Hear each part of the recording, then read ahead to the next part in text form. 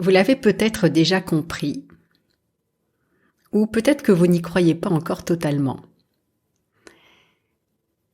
Mais c'est vrai, La Voix qui guérit, c'est votre podcast, votre voix, celui de votre pleine expression, celui de votre parole authentique, de votre conscience, de votre être profond, bref, appelez-le comme vous voulez, la voix de votre éveil.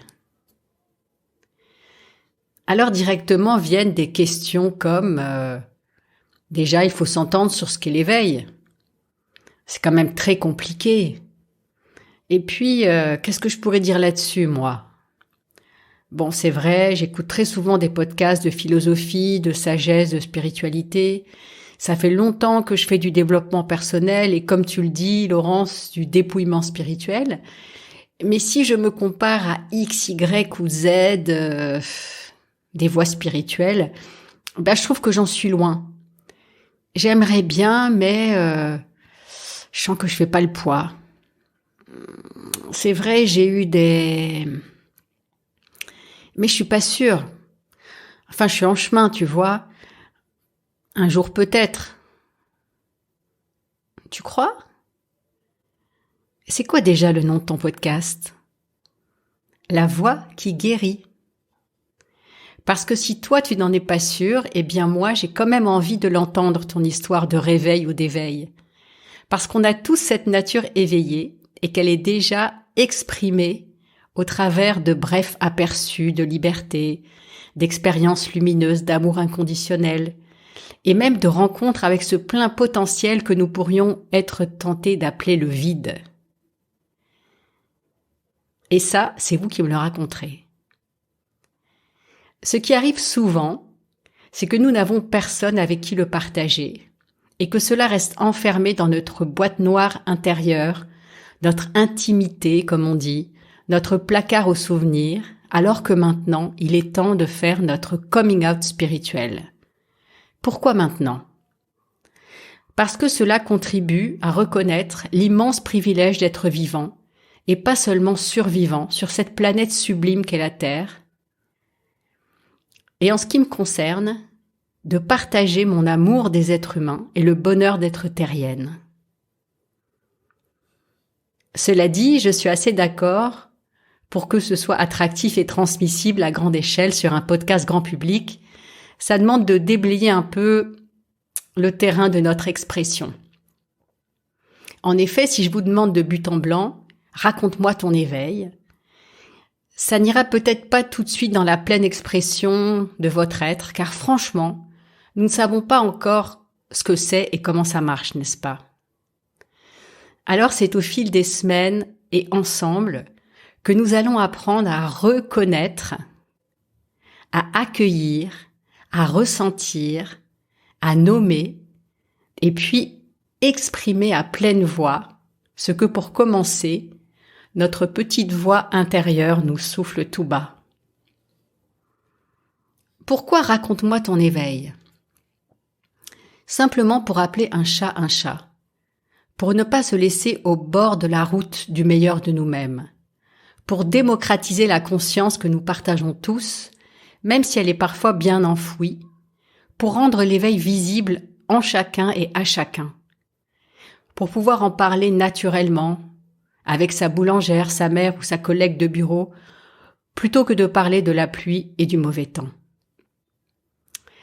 Et aussi que ça devienne viral.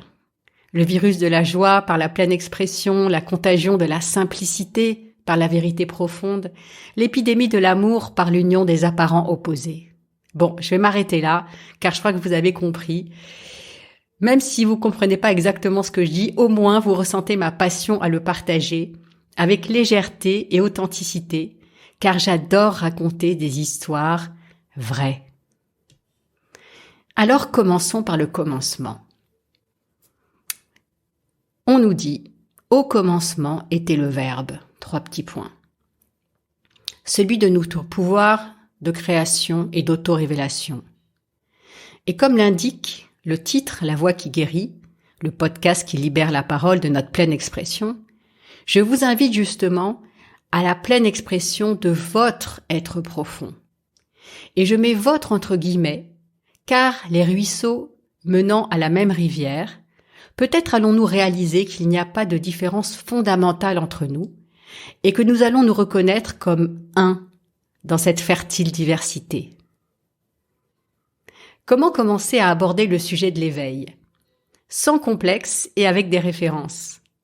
Donc je vais me référer aujourd'hui au bouddhisme en citant Mathieu Ricard, moine et scientifique français, à travers le premier chapitre de son livre Chemin spirituel, petite anthologie des plus beaux textes tibétains, chapitre 1, La valeur de l'existence humaine.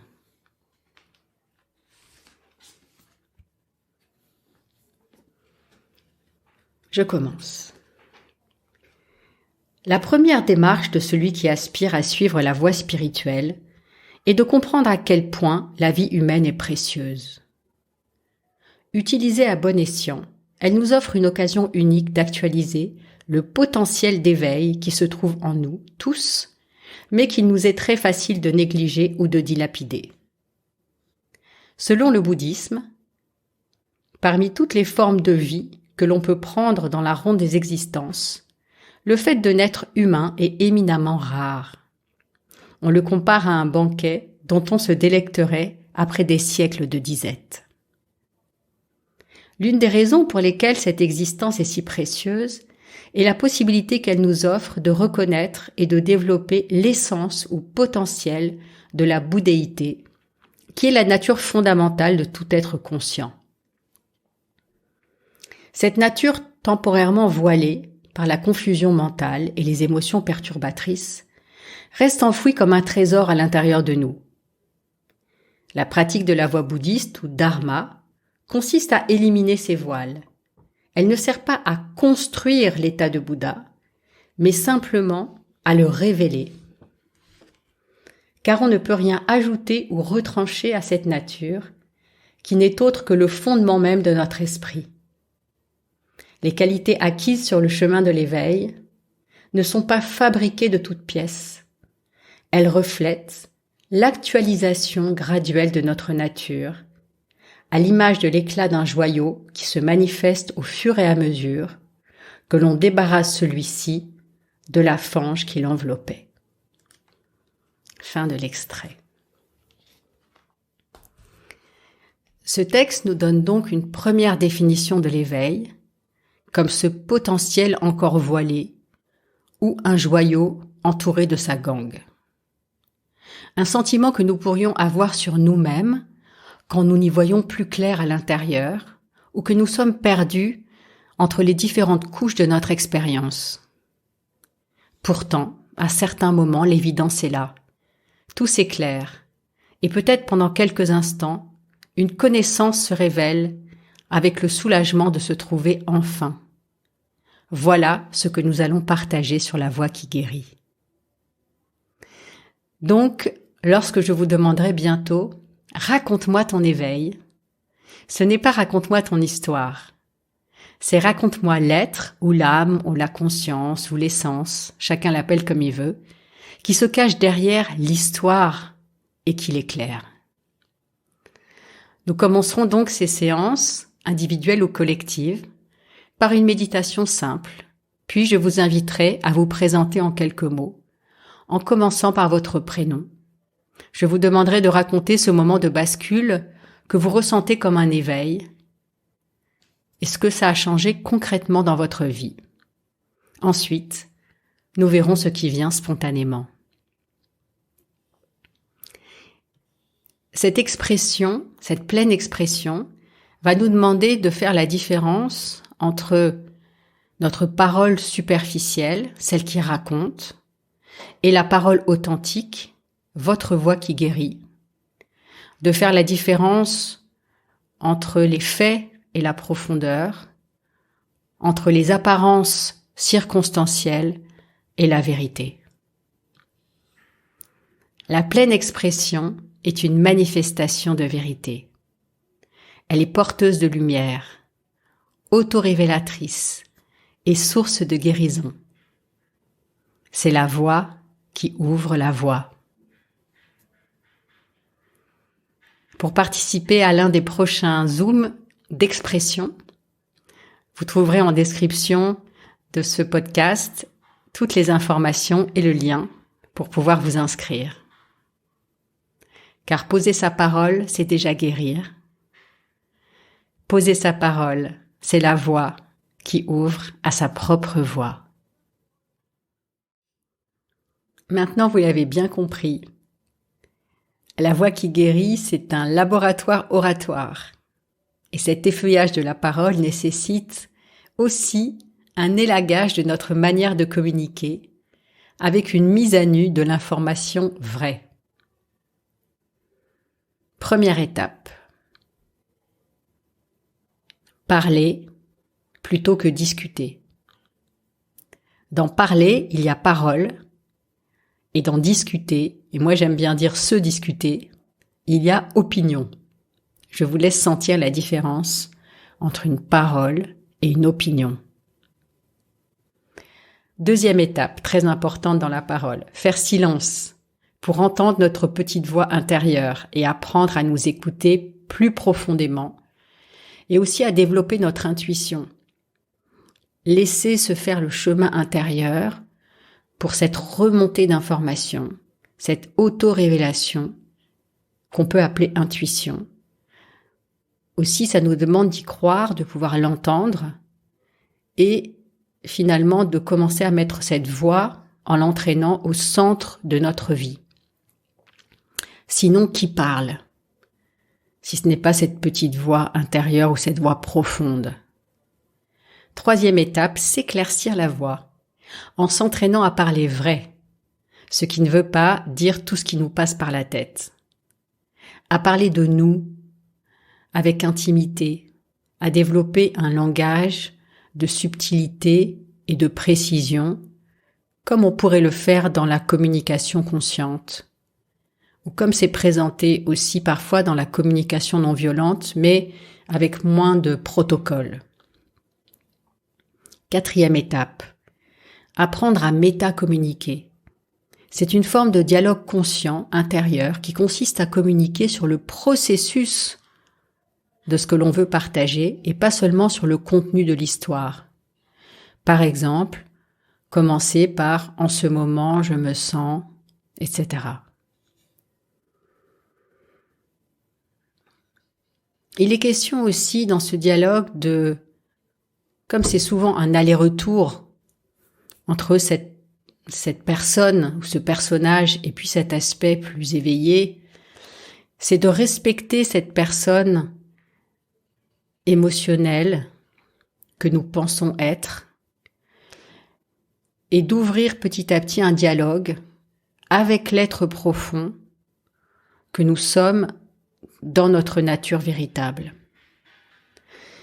C'est comme si on communiquait avec deux parties de nous, une partie plus évoluée, plus vaste, une partie connaissante, avec une partie plus enfantine, une partie qui chercherait encore des réponses. La catastrophe serait de continuer à se prendre pour ce personnage que nous ne sommes pas, cette personne qui tourne en boucle sur ses limitations, et certains diraient non, moi ça va très bien, sans s'être réellement rencontrés. Car tant qu'on n'a pas vraiment fait cette expérience profonde, cette rencontre profonde avec nous-mêmes, c'est assez difficile d'en parler et on peut s'installer dans une forme de déni ou d'autosuffisance. Voilà, qui sont les signes finalement d'une frustration et d'une distance avec nous-mêmes encore plus profonde. Aujourd'hui, nous pouvons personnaliser notre accès à la conscience grâce à toutes ces méthodes et toutes ces possibilités qui pointent leur nez vers cette entrée, pour pointer vers cette entrée qui est vers nous-mêmes. Une fois la porte ouverte, c'est à nous de faire ce chemin de retour, d'entrée vers notre unique et universelle voie. Ça nous demande aussi de cultiver cette conscience, cette présence, et finalement de cheminer du présent vers la présence. Et cette voix authentique, ça va être la voix de notre présence avec un P majuscule, qui va s'exprimer. C'est la voix de notre être intact, de notre nature profonde, qui n'a rien à voir avec les histoires temporaires de notre personnage. Vous savez bien, il y a quelque chose en nous qui est intemporel. Cette conscience qui est là, qui a une qualité de neutralité. Eh bien, c'est cette voie-là qu'on va s'entraîner à mettre en avant et à faire s'exprimer sur la voie qui guérit. Voilà, je crois que je vous ai tout dit pour l'instant. Le reste, ce sera une exploration, une expérimentation qu'on fera ensemble. Donc, à bientôt pour la prochaine et première expression de la voix qui guérit.